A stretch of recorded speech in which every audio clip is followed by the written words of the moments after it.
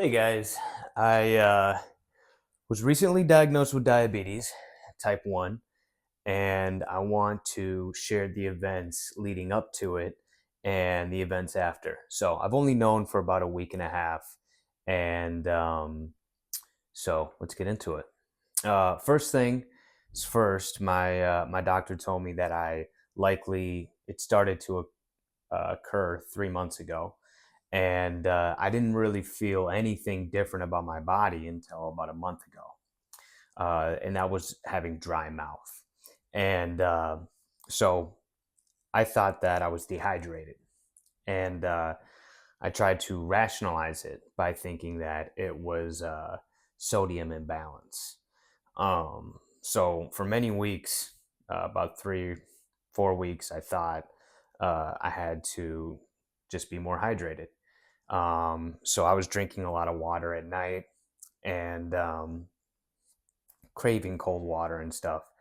Um, so then about 2 weeks after that, I started to become more fatigued and there was some cramping in my legs.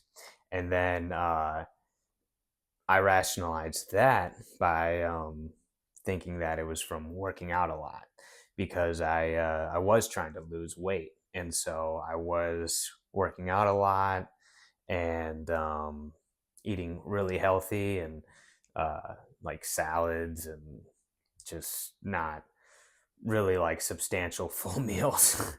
So again, I was rationalizing it by dieting. And then 3 days before I had to go to the hospital, it began to get worse. The cramping got worse. I started to become more bloated, and the dry mouth was still going. And then the day before, I was peeing constantly. And so I went to the hospital, and they sent me. Well, first I actually saw my first my a nurse practitioner who was my primary care doctor, and she sent me to the hospital. She sent me to the ER, and then when I got to the ER doctor told me that my blood sugar was so high that the machine couldn't even read it, and so I was going to be staying overnight, and they were going to be working on me. So um, the hospital took very good care of me, and they diagnosed me with type 1. I was there for about 3.5 days, and I got better, and they got they started uh, using insulin on me, and so I was in ketoacidosis, um, which is a dangerous state to be in if you're a diabetic.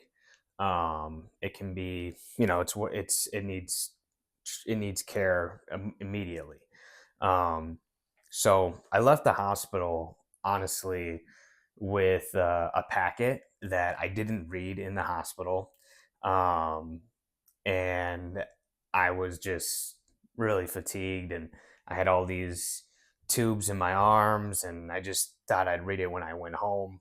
Uh, so unfortunately, when I got home, the doctor, when he gave me my prescription, he did not prescribe needles. So that night, it was about 10 p.m. after I went home from the hospital. I was scrambling to different Walgreens looking for needles. Finally, I found a 24-hour Walgreens that gave me 10 needles. And then I was able to do my insulin. But because I was running around looking for the needles, it set me back my timing. But with that being said, I was told to give myself insulin 3 times a day and for rapid, and then once a day for long, and to not let them overlap. Now, with that being said, I was not I was not very smart about thinking about the overlapping of long insulin. And the fact is that you have to wait for insulin to wear off, or at least to be done peaking before you give yourself another dose. Otherwise, you can stack your insulin, and it can be very dangerous. Another life-threatening thing that can put you into a hypoglycemia state, and you can overdose on insulin and die.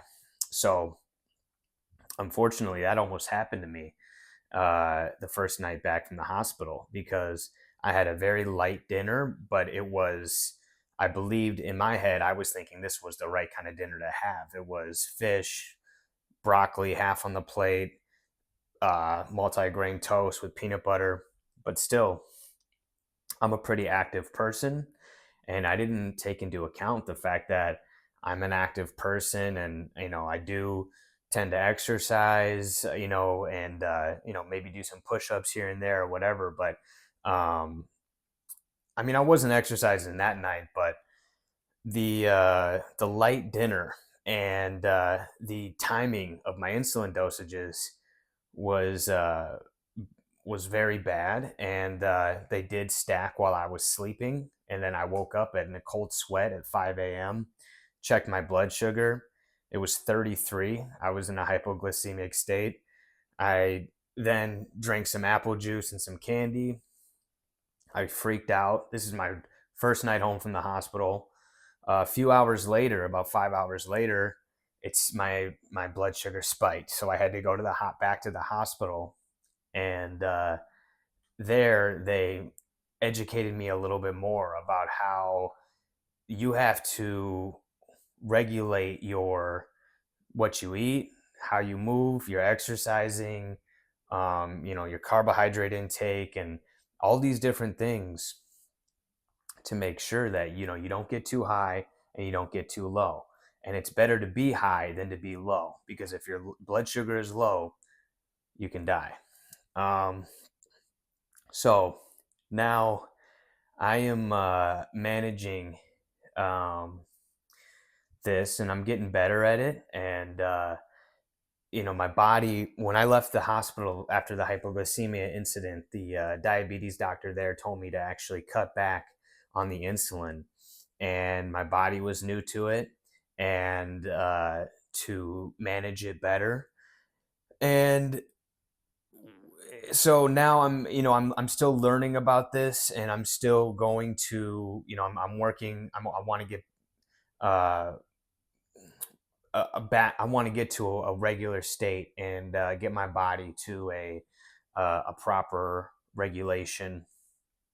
I'm still dealing sometimes with spikes down, and I have to drink a little bit of apple juice, which is not safe. You have to uh, get on a good diet, and understand that your body and this blood sugar thing, it's all about a balance in the way you move and the way you manage your stress, your exercise, uh, everything you do.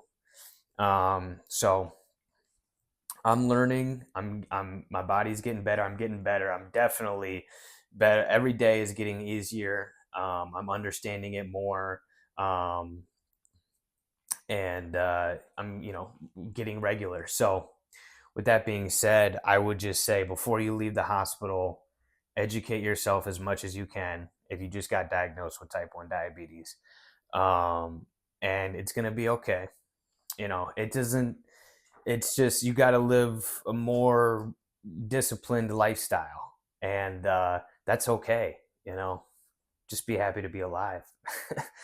So, with that all being said, thank you for paying attention. If you have any questions, I don't really do these types of things. I'm an artist, but maybe we can connect and talk about, this stuff, and I'd be happy to. It's good to build a community and help each other out when you can. It's a little scary, but it's okay. When I was at the hospital, it puts things into perspective, because there's people who are dying, and there's people who have some stuff that's a lot tougher than this. So it's gonna be okay. Educate yourself, ask questions. There's no stupid questions, and good luck. And yeah, reach out.